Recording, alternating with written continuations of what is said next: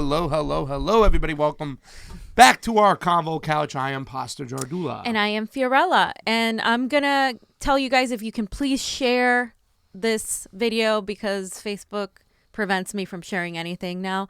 And I know my girl Lauren Steiner deals with this all the time. And she's going to be live on her page at 7 o'clock. She just messaged me saying, I hope you guys will be done by then. We were waiting for Jimmy to be done. Yeah, the whole time we were sitting there logged up waiting, and Aaron Matei got on. And Aaron Matei. It took a little while, awesome. But they were breaking down a lot of stuff, what happened over the weekend. Russia. The Mueller report, and actually the conspiracy theorist Rachel Maddow and her continued activity, along with the whole shots fired, fam. Shots are fired. Mainstream media. There's their continued rhetoric about this whole Russiagate thing. They're just awful. They are the lapdog of the establishment, and we have a great show because Fam wants to talk about civility, right, Fam? I do want to talk about civility, and I want to talk about civility because people are hypocrites in the Democratic Party, in the part of the establishment part of the Democratic Party. I know, who would have thought? And if you all remember, a few months ago, around October 2018, there was, and prior to that, there was all of these people calling for, fuck civility, like, we need to punch Nazis in the face, like, we need to go after these people, everybody is a racist, every Republican is a racist, there's no room for that, blah, blah, blah. I thought, and I know Pasta agrees with me, that saying generalized blanket statements like that does not help bring people on our side, especially because as Pasta and we have both lived in a southern state. We have both lived in places where there is a lot of working class white people and a lot of people who just were forgotten by the Democratic Party. And we know that they thought that Donald Trump, and they were duped, was running as an anti-interventionist, as an anti-establishment candidate. And they were like, I'm not voting for another, corporate, typical politician like the Clintons. So that's why they voted for Donald Trump. Yeah. And so now, so let me kind of remind you guys. Can I say something about that too, real quick about it? It's once again, it's the whole thesis of what we're talking about right now with the civility kind of topic today. It's that not everybody who voted for Trump is a racist or a bigot, whatnot. People voted because of economic reasons, and they discovered that the Democratic Party has turned their back on them over 35, 40 years ago. I mean, before we get into this show, Fam, and I was talking to somebody too as well, I said, when was the last time the Democratic Party had any big piece of legislation that really helped workers? And this whole kind of mentality right now, what we're swinging around to is, I think we have to make a decision, because the overall arcing message has been, and you said this on a lot of your videos, the Peter Buttigieg video that's going to be released soon as well, it's that who is our real enemy? Is it really the Republicans and Donald Trump, or is it the people who are closest to us, our own party? Because now with this civility thing, it's another red herring, Fam. And I want you to dive into this, because this was just, I remember us last year going over this. Yeah, just a few months ago in October. So remember when Hillary Clinton said civility can start again when Democrats take Congress? This was on October 9th, 2008. This article was published on the National Review. And she basically said, you cannot be civil with a political party that wants to destroy what you stand for, what you care about. And she told this to CNN, and she said, that's why I believe if we are fortunate enough to win back the House and or the Senate, then you can talk about civility. So I wanted to point that out, because now it is the same people, the same centrists and the tone policers out there that are saying that, we need to be civil. But what do you mean by civility, right? I don't condone focusing on low blows to attack candidates, because that doesn't get us anywhere. It doesn't really bring people to our side on either end, right? But they are using this kind of piety to cajole people into accepting centrist narratives. So, for example, Buttigieg does this all the time. He plays to platitudes. He talks zero policy. Kamala Harris is another one. And Biden, who just had his announcement speech today, which was horrible and terribly boring as well. 2.0, Hillary 2.0. Yeah, Hillary 2.0. They all do this whole thing, and it's something as simple as stating facts now has become seen as being trashing a candidate. So just because I'm stating facts about a candidate doesn't mean I'm trashing them, right? Just because I am talking about their policy record doesn't mean I'm trashing them. I'm literally telling you what their record is legislatively, and I'm just putting it out there for you. Yeah. And I did something like that with Warren, who I don't even see Warren as a rival. I see her more as a potential ally. But I did see, like, a lot of people were saying, oh, Bernie is more is to the right of her. And I'm like, no, like, She backtracked on Medicare for All. Yeah. She said she would take PAC money after the primary. And her issues with loyalty and back in 2016, those are concerns of mine. And so just because I posted something like that, people were like getting angry. And so now they were telling me I was trashing her. It's like, no, I'm not trashing her. I'm not trashing anybody. I'm just talking about the record. This whole thing about like, okay, the civility test, and we're talking about civility, and then we talk about the purity tests that have been online right now, a lot of discussions. And one of the things I saw is like, what do they want? Oh, what's with your purity test? Well, here's my resume. Just don't look at it. Mm-hmm. I mean, all we're doing is stating the facts of the way they voted, where they got their money from, and it's always going to come into play. So the whole talk is like, once again, I've also heard the purity talk coming back, like, oh, stop with the purity test. Bullshit. We're not trashing you. We're talking about your record. There's some things you can be forgiven about, that you've done in the past. I think that Tulsi has laid on a lot of her stuff on the line, and we've had a choice to forgive it or not. But a lot of the Democrats that, like, especially with guys like Buttigieg, who have this hidden past that we don't know about, as soon as you mention it, they're like, oh, what are you doing with your purity test? We're calling for civility. Don't trash other Democrats. We need unity. We need this and that. So when Unite under what? Exactly, under a false pretense, because when it's about the Democratic establishment, they want unity. When you're calling them out, that's a whole other story.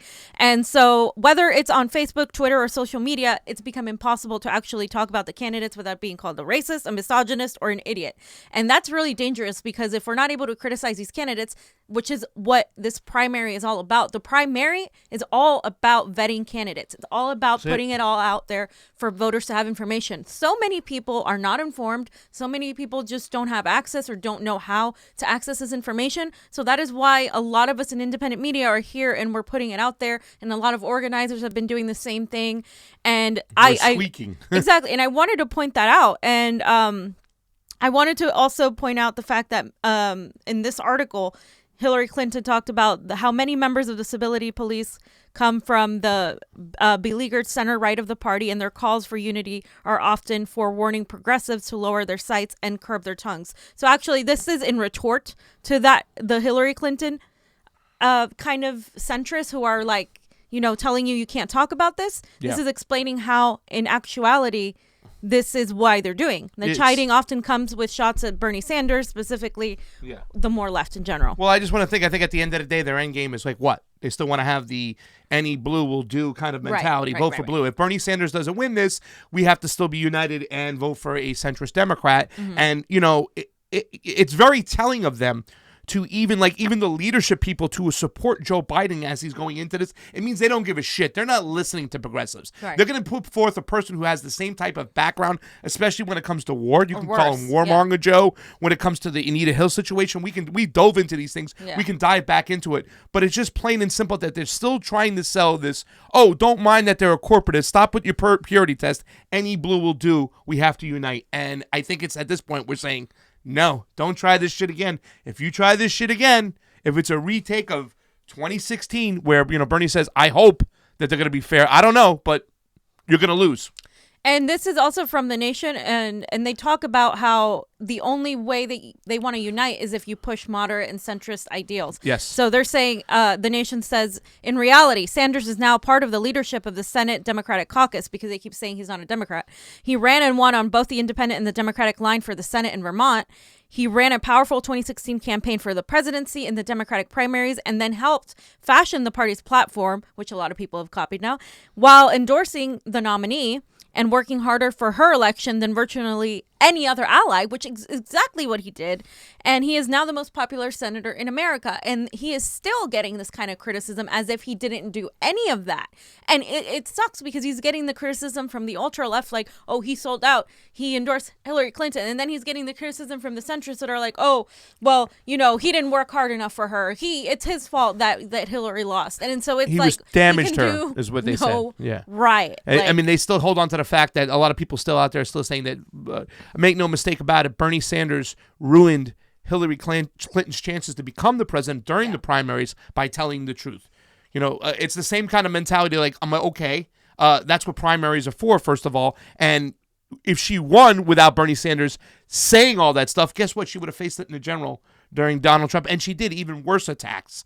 So I mean, it's kind of stupid when they just kind of play this stupid same type of game. And it's funny because they're like, "Oh, why you're still in 2016?" It's like, no, I'm trying to move along from 2016, but you guys are still saying the same thing, talking about the Brady Bill, talking about the essay that was written out of context, all of the same things that he didn't vote, that he's never passed an amendment. Like, it's just ridiculous. And wait for the Republicans to bring up the Jane Sanders story about her. Yeah. That will come into play because you can tell the establishment tax and the Republican tax. That, you know what I'm saying? I mean, the whole Russiagate scandal seemed to be also fueled by the fact that the fucking Republicans used Benghazi for years to attack Clinton on something else that when they supported the whole Libyan takeover in the first fucking place. Yeah. So I'm sorry, but didn't mean to get off track. No, it's okay. And I just want to put up this quote because this is kind of, this tweet that I have. Fam, you're getting savage on Twitter over there, man. Well, wealthy elites and celebrities calling for civility and attempting to hush criticisms of corporate-owned candidates running for POTUS is the U.S. modern-day equivalent of let them eat cake. You all know what happens next. And so, and I had the Game of Thrones quote because they haven't seen it, and Pasa's mad that I watched it without him, but I couldn't stop. Because... So is Johnny. Johnny, can you please get over here and stuff like that? Because if you want to talk about this, we are pissed off. Before we got on air, she went and watched Game of Thrones without us, and that was the fam kind of activity to do. Like, we don't watch Game of Thrones unless we're all together. And yesterday, me and Johnny were off home making chicken wings, and John said, we can watch Game of Thrones now, and I immediately say, nope, not without fam. What does she do? She turns around and watches it without us. So no spoiler alerts over here. Go ahead, Johnny. What do you got? No, Johnny.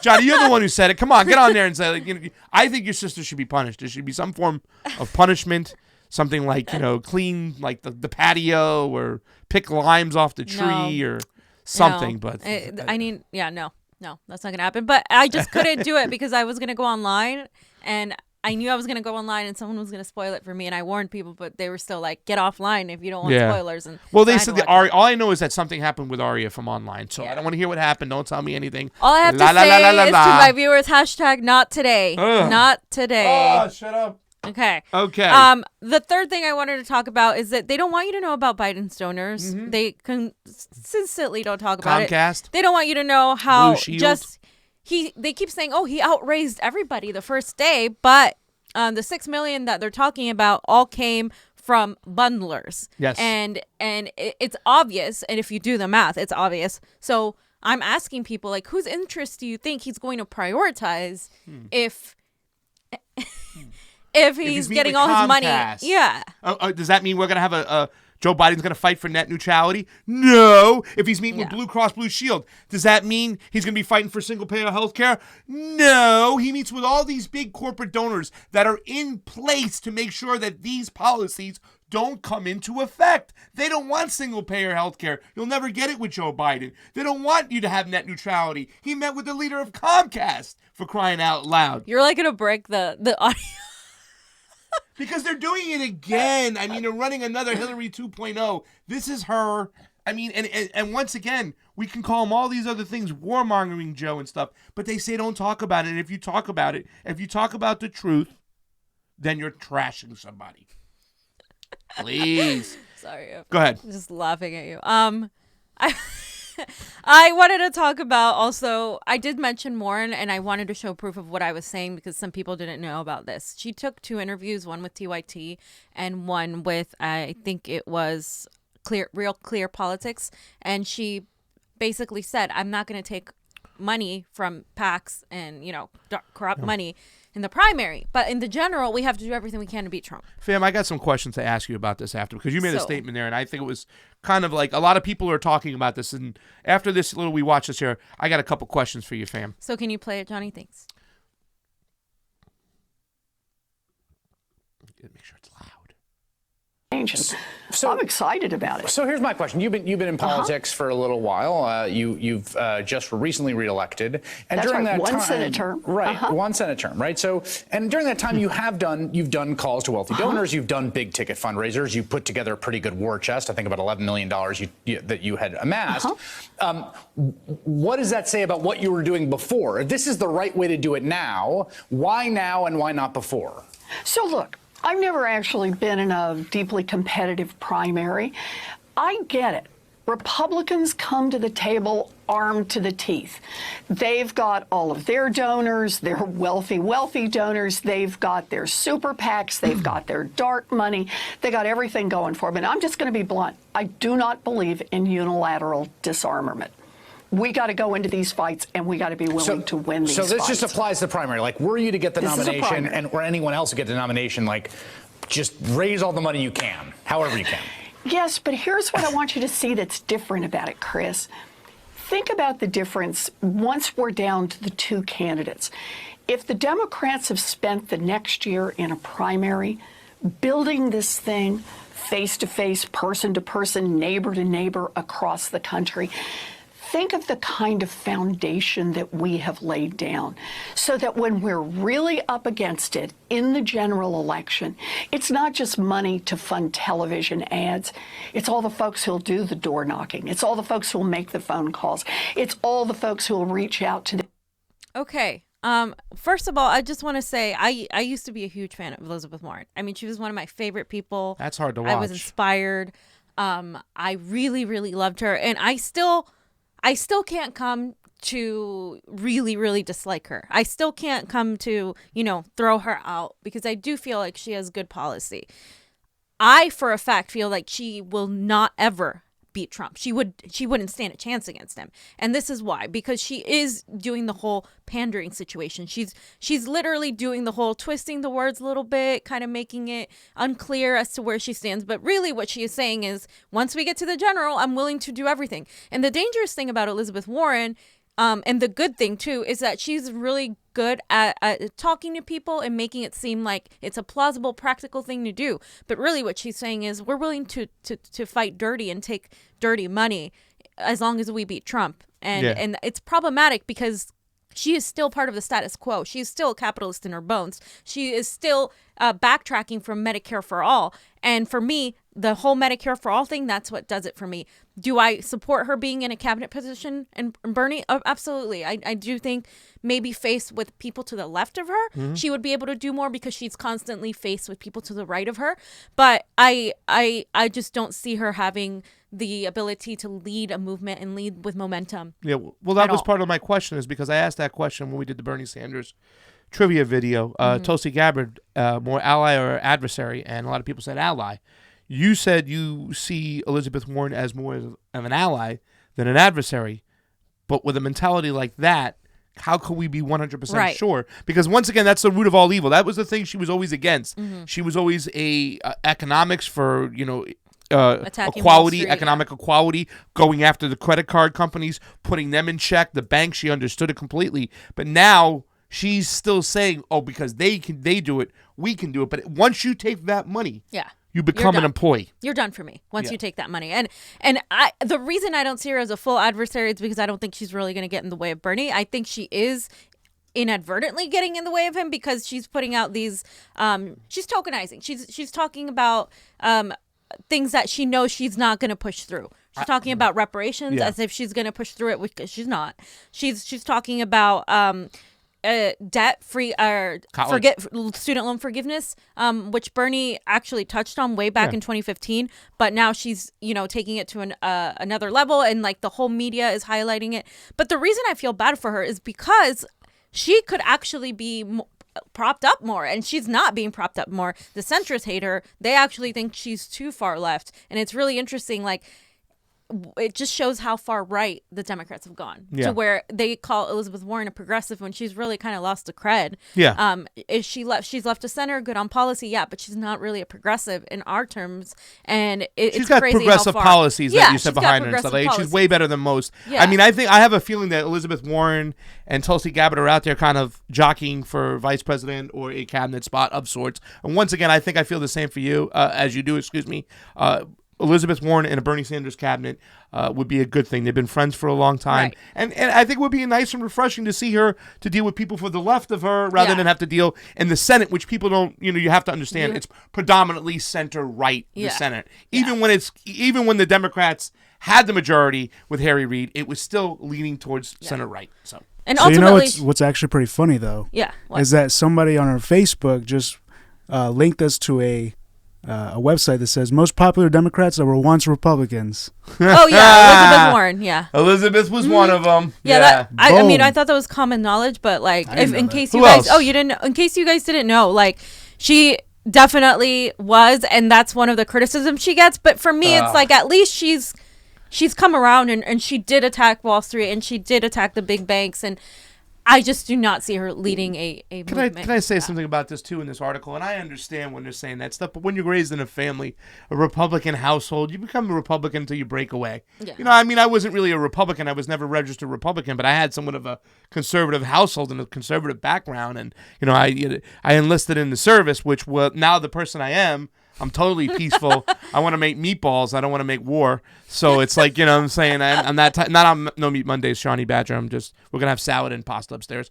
But I mean, you know, it's just like people kind of raised in that family. And Tulsi had the same kind of thing, you know? Mm-hmm. You break away from it eventually. So I know she was once. And Charlie Crist is still a friggin' Republican. I'm from Florida when you show that shit over there. And yeah, stuff like Harley Rauda in Congress. But why don't we talk about another one that, you know. Yeah, he was Hillary a Republican Clinton. 6 months ago. Listen, the establishment Democrats try to elect a Goldwater girl, okay? And Hillary Clinton. So let's not forget that. But, fam, this is one that comes up all the time. And I asked you the other day, I said, fam, is it wrong for me to think that Joe Biden's groping, his creepy groping, isn't half as bad as what he did to Anita Hill? Right. And you said, no, Pasta, you were right. And I like when fam pats me on the head and says, good job, and you gave me a good job here. Why don't you explain it? Well, yeah, I mean, if you guys recall, the Democrats, like, anytime it's a Republican or anytime it's someone they don't like, they go after them when it comes to the Me Too movement. They've been pushing the Me Too movement. Alyssa Milano is one of those people that has been pushing the Me Too movement after stealing it from Tarana Burke, the one that came up with the hashtag. And anyway, they've been pushing this thing about believe women and women this. And when the whole Kavanaugh situation happened, I was very against Kavanaugh. I honestly, that man being Supreme Court judge is disgusting. And then so we've known about his issues with women. There's videos with kids. There's all kinds of videos about Joe Biden, okay? But what he did with Anita Hill, how he humiliated her, how he didn't even initiate enough of an investigation into it. He made her look like she was the perpetrator rather than the victim. Yeah. And to me, that is far more harmful and as a man in a position of power that could have done so much, and he didn't do it, that is far more harmful than any of the allegations that he's being accused of. And it's far more hypocritical of the Democrats who have been screaming, oh, Anita Hill and this and that. Just completely erase that and say, well, Biden, we're for Biden. It's okay. He's going to beat Trump. He's the one that can do it. He's the one that's likely to do it. And they say this based on nothing but like things they hear. Well, it's just they're established candidate and they have to cover up from any way possible. It just shows the hypocrisy. And in all fairness to Alyssa Milano, I don't think she stole it. She used the hashtag and she gave Burke credit for it and stuff like that. Oh, however, our girl Michelle said she was never given credit for it. So no, I saw a speech, I think, where she was given credit and stuff, and she wrote an article about it. It was a long time ago. But regardless, fam, she still has a responsibility that she's walking away from and having Joe Biden on her show, which is bad because of the Anita Hill situation. It's terrible. You know what I'm saying? Remember, Joe Biden refused to let a witness come up that will corroborate Anita Hill's story of sexual assault. And that's hook, line, and sinker. I don't care when he did it, but it should disqualify him automatically. And all these Democrats that are all Me Too friendly and all stand behind it, and every single chance they can get to call somebody a racist or a misogynist or a bigotist, and yet they're going to sit there and say it's okay for Joe Biden to do what he did. Where's my... Your Me Too card is revoked, in my opinion, if you're supporting Joe Biden, just based on the entire history he has. If policy alone doesn't get you there, I hope that that does. And here's hoping that it's enough to push him away. So, fam. Yeah. We're talking about my girl? Your girl. My girl. Watch this here going on now. We're going to jump to another... Well, listen, let's stay on a lighter subject. We're going to go to a lighter subject. We're going to talk about Tulsi and Libya. Light. Go ahead. Play the video. Cue the video. We have this video. And this is why Tulsi is Tulsi. Let's all go to the movies. Let's all go to the movies. To our healthcare here in the States, people are dying of poverty. And yet people are dying of poverty in Afghanistan, in Syria, in Yemen, in Iraq, in parts of Africa. because we have started those wars. Tulsi, how are you going to fight your own party, our own Democrats? How? Yes.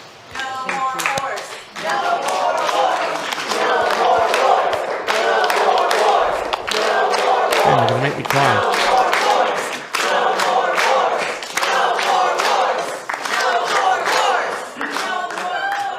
Thank you for sharing your heart with all of us. You speak for so many whose voices are not being heard. You have just laid out why I'm running for president. It's not...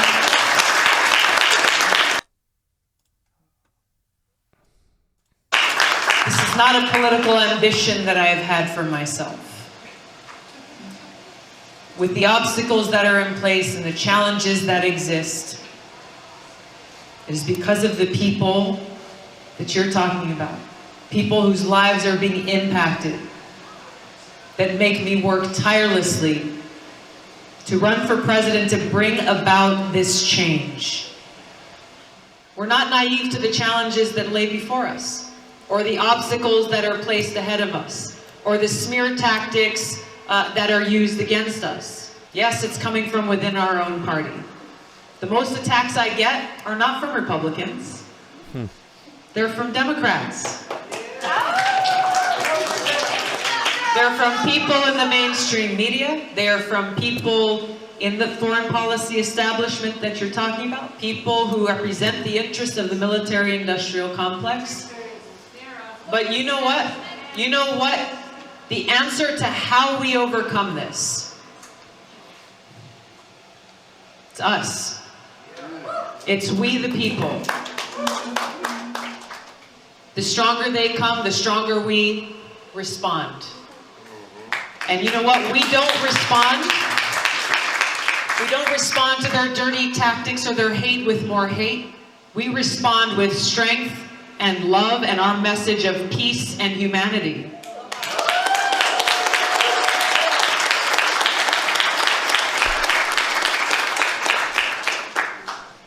We cannot lose faith in the power that we hold within our own hands, our own feet, our own voices, and our hearts.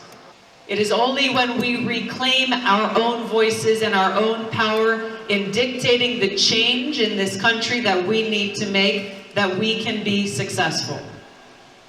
People will get into a lot of conversations about political tactics and how do we win this race and who's going to beat Donald Trump. Bluntly, I might get in trouble for saying this, what does it matter if we beat Donald Trump if we end up with someone who will perpetuate the very same crony capitalist policies, corporate policies, and waging more of these costly wars?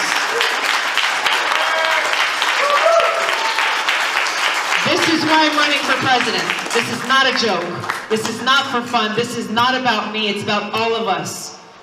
It's about our future. Making sure that we have one. I ask for all of your support. I ask you to stand shoulder to shoulder with me in this movement for peace abroad, peace at home, so that we can fight for that path towards a bright future with opportunity and justice, equality and respect for all. Thank you.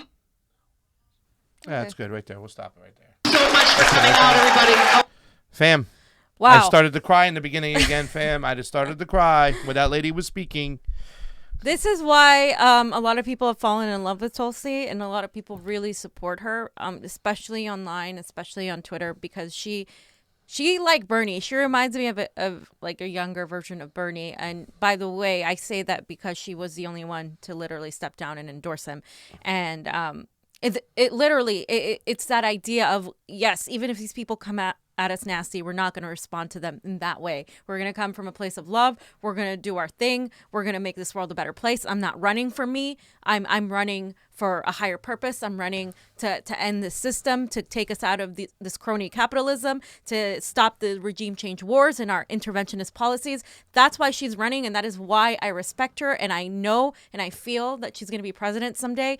And to me, she is my like, it's really hard. It's been really hard, and I mean, just interviewing her and having her here and getting involved, like she's pretty amazing, and I fully do support her, especially for this, because nobody is as good on foreign policy as she is. This is the reason why we love her. This is the reason why we support her. I mean, you're talking about Tulsi Gabbard, foreign policy. They're saying this stuff, and what's really telling to me, fam, is this woman coming up and speaking these things. People are realizing all around the world too. We need a peace candidate. We need a peace movement, and that's why it's uber important that this woman stays in these debates, stays in this race, because she's going to help pull Bernie even further to the left when it comes to these issues. And she's got a great insight for it because of her position, which it comes from her cabinet positions, being involved in the military and stuff. Yeah. And she understands the price of lives more than anybody. Seeing people die on the battlefield. She was in Iraq, fam, as a medic. We talked about this before. And when she comes up and she says these things, it really just gets to my heart. I was starting to tear when that woman was speaking, because, and she points out what we talked about in the first part of the show. It's not the Republicans who are attacking her mostly.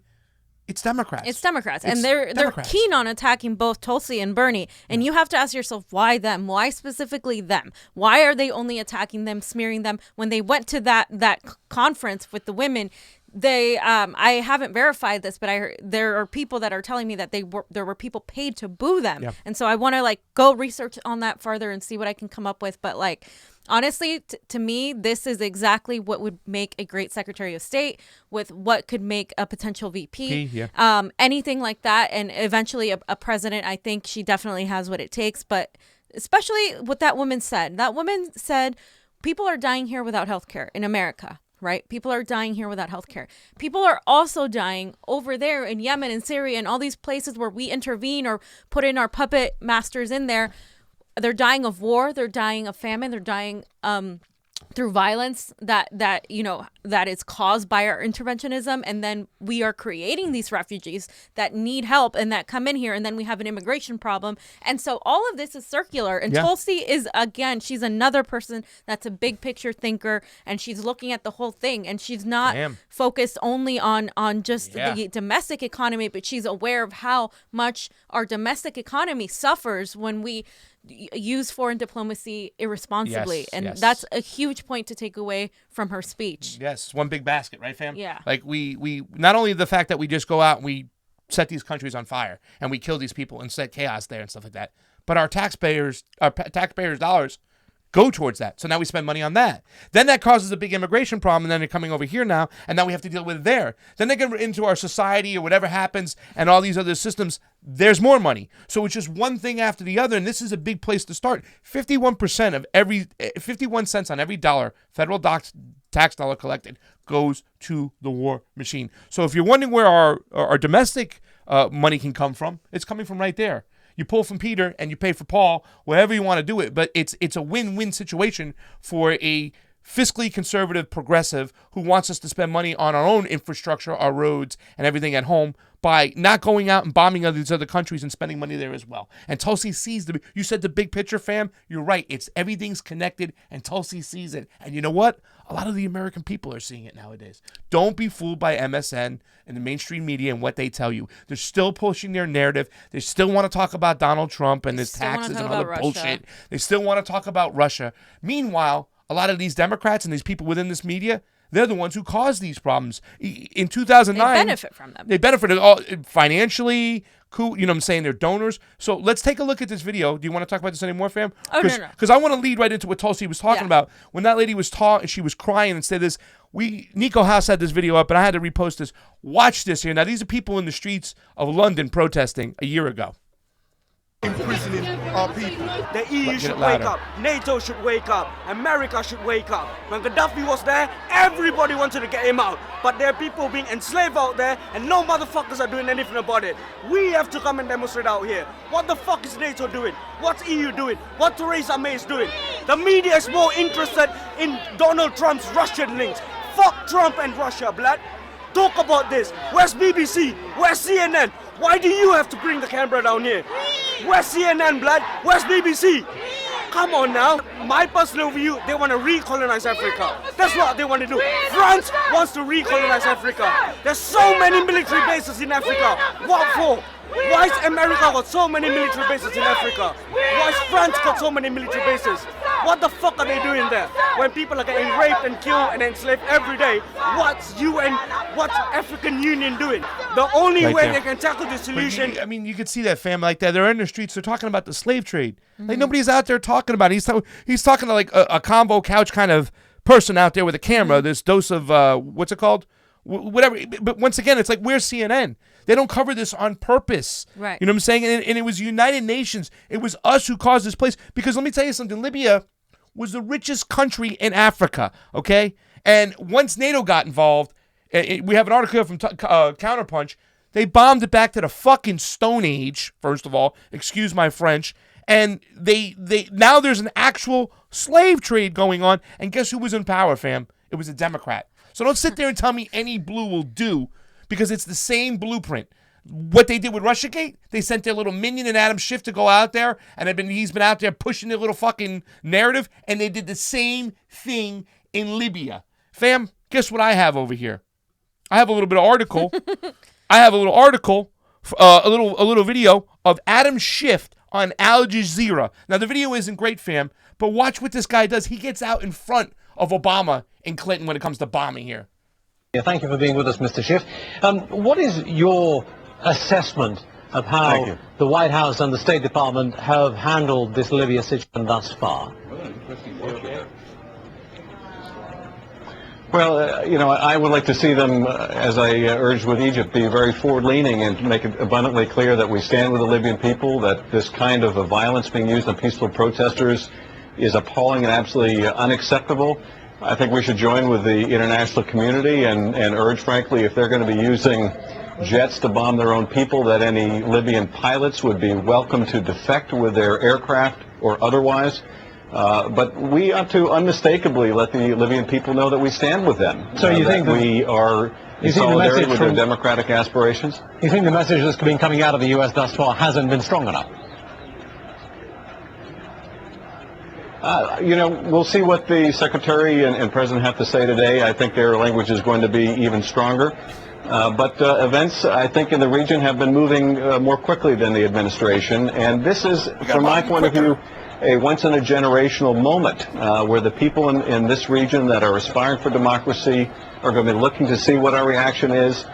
We want to be on the right side of history. We want to be with them in their hour of need and their hour of aspiration for democracy. Well, how can you do that? I want to make sure our administration and our Congress speak unequivocally. Fam, it's only once in a generation that we can go out there and bomb a country back into the Stone Age, that we can actually get them to implement slavery back into their country, because we bombed the shit out of them, fam. We got to take advantage of this once in a generation kind of thing from Adam Schiff. We did this with pretty much the majority of the countries we've occupied in the Middle East, by the way. There are before and after pictures of these countries, like Syria, that show what exactly happens when we get involved. And Iran, exactly. And it's just one of these things where we would honestly do ourselves, our people, and them a favor if we would just stop involving ourselves in these wars. I can't say it enough. Yeah. And it was like richest country in Africa, slave trade now there.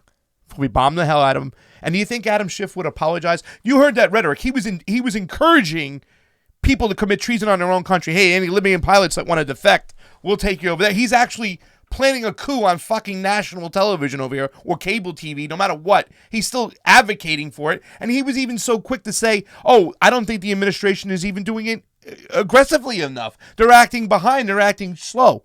And here's the thing that's disgusting. Do you think that Adam Schiff would apologize to the people, to those people that were marching in the street? No. What does he do? Look at his next tweet. He uses Libya to politicize the situation, to attack Donald fucking Trump. Somebody needs to primary this asshole right around the corner over here in Burbank and get rid of him. He is the establishment's minion, okay? Mm-hmm. And when you get it up, once again, don't talk about the what happened, what you were responsible for. Just attack Donald Trump even more, fam. And that's exactly it. And Bernie talked about this too. that we can't spend all our time attacking Donald Trump. You want to read the tweet? Well, the tweet, it says Trump has endorsed General Haftar in Libya, an authoritarian attacker in the UN-backed government. Just a reversal of the same situation he did in North Korea, blah, blah, blah, yada, yada, yada. Platitudes, platitudes, platitudes. Explanation. Hashtag never Trump. Hashtag but Russia. New York Times World, helping that narrative. Yeah, I mean, it's once again, they caused the problem. And I don't understand what's with this Democratic Party. They keep putting forth these donkeys. Let me say this, if you're not lying, but you get something extremely wrong, you should never be listened to again. So the case for Adam Schiff, show the case for Mueller. Don't people remember that Robert Mueller either lied to the people when he said there was chemicals of mass distraction in Iraq, or he was completely so fucking wrong that he should never be listened to again, let alone let a witch hunt on fucking Russia. So, And I just want to say, and I talked about this earlier via tweet. It just seems like the establishment is focused not on running against Bernie Sanders or I'm sorry, not running against Trump, but they're focused on running against Bernie Sanders, and they are willing to lose to Donald Trump in order for them to pick one of their elected candidates. Yeah. And that's why Tulsi is in there too. They're attacking her and Bernie because they would rather lose to Donald Trump because at least they're going to be okay. The status quo doesn't change. Yeah. But if one of those two get into power, then everything changes. Yeah, things done changed. It's done. And someone like Mike Rabel, too, is another anti-war guy on Twitter. He's fire, and he's extremely anti-war, and that's why he loves Tulsi a lot. And if any of these people with this mentality, this anti-war mentality, get into power, they're done because the military-industrial complex is the one that controls so much of our narrative and so much of what gets said on the news and what gets left out. And let's not forget this is a macro situation, because I want you to put up the picture of Hillary Clinton and Muammar Gaddafi's son. This was like almost a year and change before they decided to go in there and bomb him. Why? Because after this picture took place, not so much time after, Gaddafi wanted to start his own currency, gold back. So now you got, you show that you're united because they're on the same team now. They're working for each other. And then all of a sudden, boom, things done change.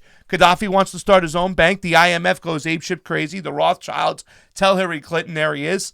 That was April 21st, 2009. She started the campaign in 2010. I was like, oh, no. That was a great year. Yeah. We did a coup in Honduras that year as well. Oh, yeah, that's right. You know what I'm saying? We were finishing up one coup, starting the... Listen, you can't knock the military-industrial complex and these establishment Democrats like Adam Schiff, where we say no blue will do, because they at least, when they finish one regime change, they're working on the next. And not only this, we talk about the Obama administration. You got Syria, Libya. What else do we have? We have drone bombings everywhere. Yemen even increased because he was in the Saudis' pocket and stuff like that. It's that, the Venezuela thing.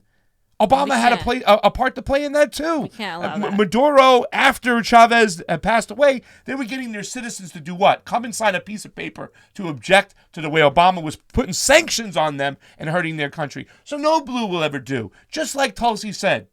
The attacks are, and Fiorella said this, the people who are closest to us. I wish I had Don Corleone saying, keep your friends close, Fredo, but keep your enemies closer. Because our enemies are right next to us. Yeah. There's sometimes the people we're rallying with, sometimes the people in the street, they're out there to just bag on Trump. We're out there to bag on the system. So It's a whole big difference. Trump is a symptom of the system. Exactly. And need I remind you, he's exactly right.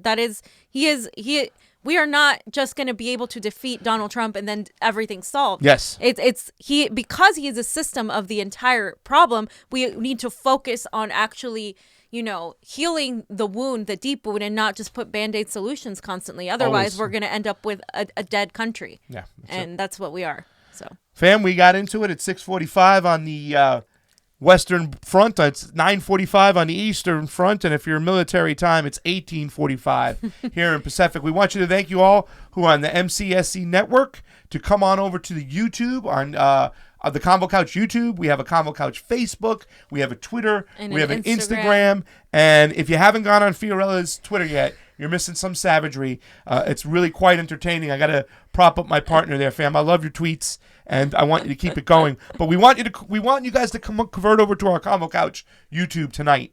And for our Patreons out there, we got 9 of them now, fam. Sweet. I want to thank them, Rocky Bellinger, and all these other people. Thank you so much. I am Pasta Jardula. Whoa, you have something? Yeah, I got something. Oh, he's got hit with a breaking thing. Hit the thing. I saw Mike Gravel. He posted a tweet, and it's that video. I kind of want to show that video. Please do. Sure. Let's do it. But doesn't he only have like a couple days left to get the what's it called? The minimum subscribers qualification. I don't think he's gonna get it. He started too late. It would be great, but it would be awesome. But we should probably. Hey, you know what? I'm gonna go donate $2 to Mike Gravel because we need him on the debate stage. It would be great. Go ahead. But let's maybe bring up the topic of the day, which is the Green New Deal. How much will this cost? That's unclear. How will we pay for it? Unknown. It's not realistic. Because there's no way to pay for it. It's immoral. The younger generation now tells me how tough things are. Give me a break. No. I have no empathy. I'm guided by the beauty of our weapons. I think Medicare for all is one of the possible paths. So I decided I was going to start prosecuting parents for truancy. This was a little controversial in San Francisco. He did ask you yes or no. Would you support free college for all? I am not for free 4-year college for all, no.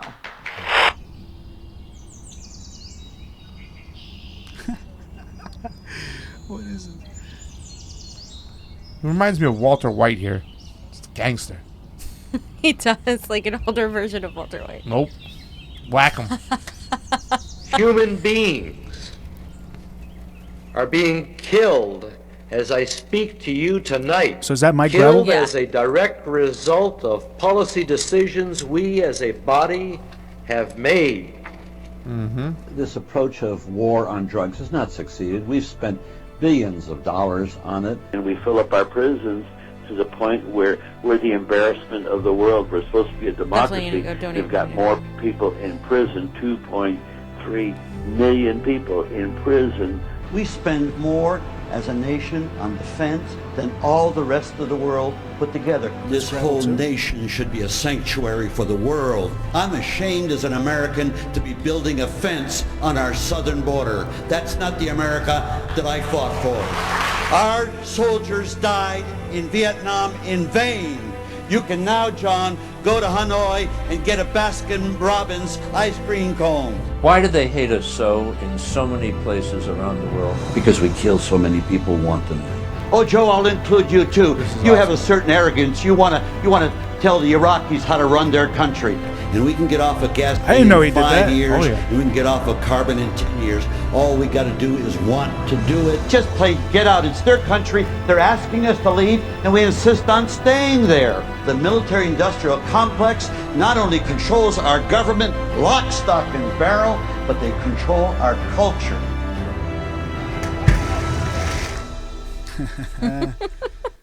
Yeah. Dude, he's awesome, and I've been watching him on Twitter, and I'm donating $2 tonight, fam. Same here. I donated yesterday. Everybody donate $2 to Mike Gravel, right? Yeah, Mike Gravel. Yeah. It's gonna suck though when he gets on this. If he got on the stage, they're gonna do what they did to him last time. Because I remember watching those live, and with those type of candidates, they give him like 1-2 questions. Yeah. They kept all the action on Barack Obama. Hillary Clinton. They gave a little bit out to John Edwards, a little bit out to Biden. And make no mistake about it, that was Mike Gravel telling Joe Biden, you're the warmonger up here. You even want to fucking tell the Iraqi people how to live. Why don't you understand they don't want us there? Go home. I wish I could give him another 50 years and Bernie Sanders too to live. Because that is the kind of mentality we need. That is what we need. And maybe give him some Jon Snow serum? No, the lady in red. The what is it? The Red Queen. The Red Witch. The Red Witch. That's what I call you when you don't come out of your room to eat the pasta I make you. That's sitting on the counter getting cold. And yes, damn, I that make was a a powerful video. I make a lot of pasta for fam and stuff like that. Johnny, did you have anything else? It's about time you jumping in there. Johnny Tsunami over there, aka Johnny Pesto, Johnny Ridicule. What was the other one you called him? I can't remember. I don't know. Johnny, go Dude. Whatever. I am Pasta Jardula. And I'm Fiorella. Convo out. Thank you for watching, everybody. Go over to Convo Couch YouTube. Help us out, the YouTubes. Steiner, we love you. Go on Facebook. She's going to be live. L. Steiner, my favorite pain Robust in the ass. opposition. Robust.